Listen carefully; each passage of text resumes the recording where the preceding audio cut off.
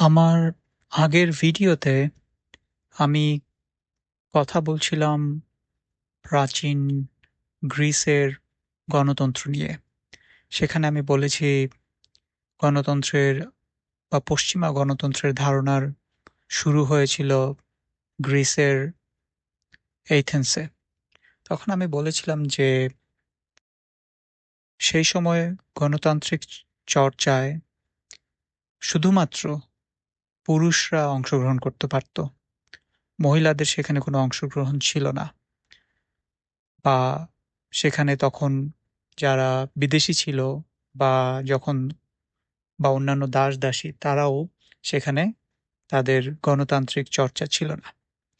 যদিও তৎকালীন সময়ে এটা খুবই আধুনিক ধারণা ছিল, তা আমাদের তখন মনে প্রশ্ন জাগতে পারে যে কেন মহিলাদেরকে বা কেন মহিলাদেরকে গণতান্ত্রিক চর্চায় অংশগ্রহণ করতে দেয়া হলো না বা পারত না? তখনকার সময়ে আজ থেকে বলতে গেলে ২৪০০ বছর আগে, ২৫০০ এর কাছাকাছি সময় আগে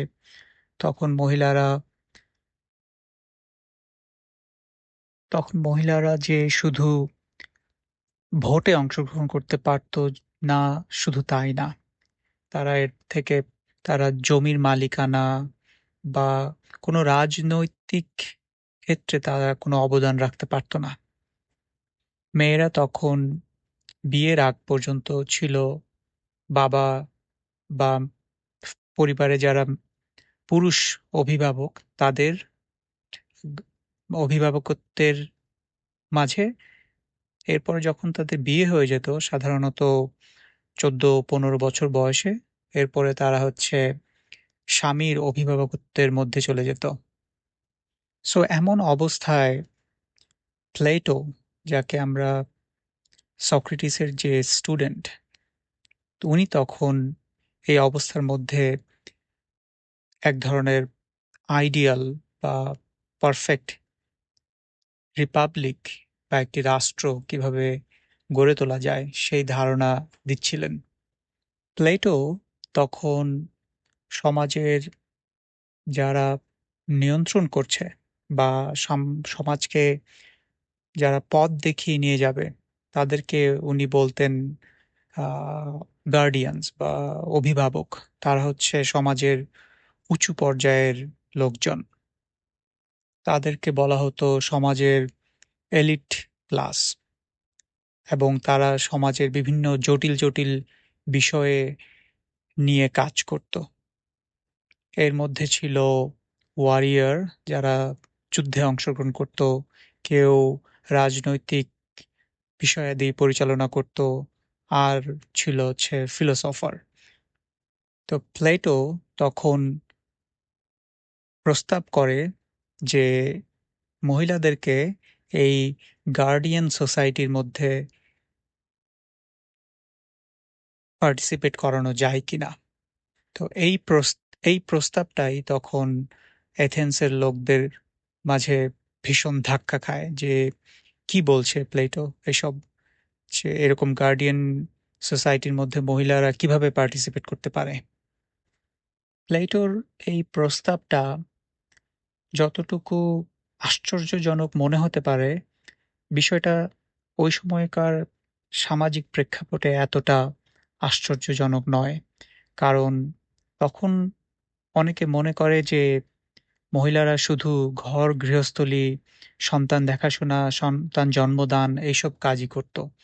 কিন্তু আবার অনেক যারা এসব নিয়ে গবেষণা করে তারা বলছে যে মহিলাদের যে পাবলিক স্ফিয়ারেও তারা অনেক কাজে তারা অংশগ্রহণ করত। যেরকম তারা বাজারে জিনিসপত্র বিক্রি করা, আ বা খোদাই কাজ করা, বিভিন্ন ধরনের ছোটখাটো ব্যবসা-বাণিজ্য, অনেক সময় ইভেন চিকিৎসার কাজেও অনেক মহিলারা অংশগ্রহণ করত। তার মানে হচ্ছে প্লেটোর এই প্রস্তাব যে মহিলাদেরকে গার্ডিয়ান ক্লাসে অ নিয়ে আসার ব্যাপারটা এতটাও আশ্চর্যজনক নয়।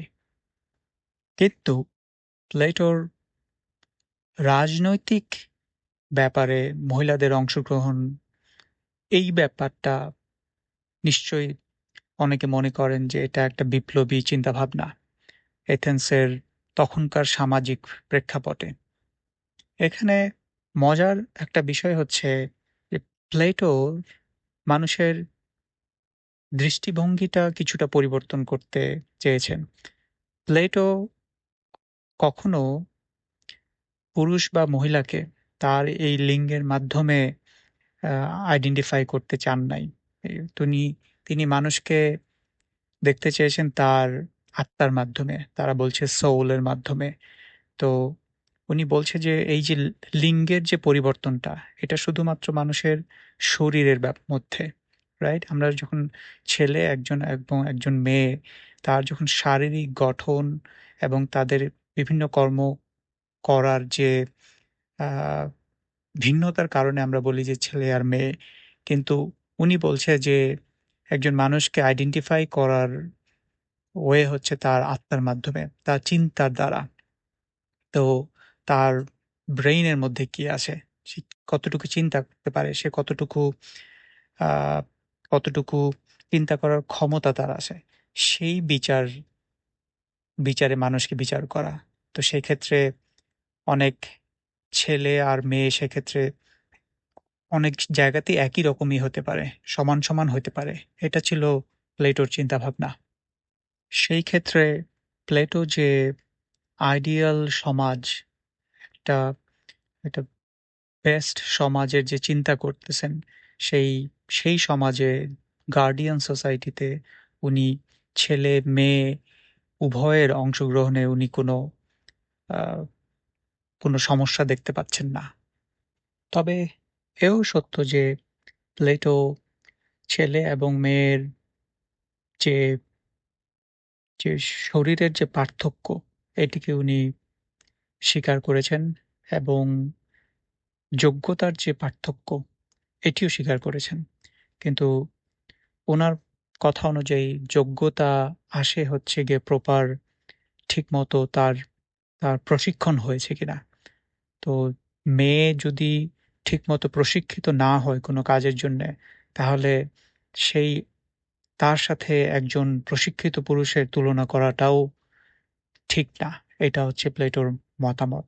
তো উনি এই জন্য মেয়েদেরকে ঠিকমতো শিক্ষা এবং প্রশিক্ষণ দেওয়ার পরে ওনার ধারণা যে মেয়েরা একই রকম ছেলেদের মতো প্রশিক্ষিত হবে এবং গার্ডিয়ান সোসাইটি যে যারা কিনা সমাজের দেখভাল করবে সেই সোসাইটিতে পার্টিসিপেট করতে পারবে, অংশগ্রহণ করতে পারবে।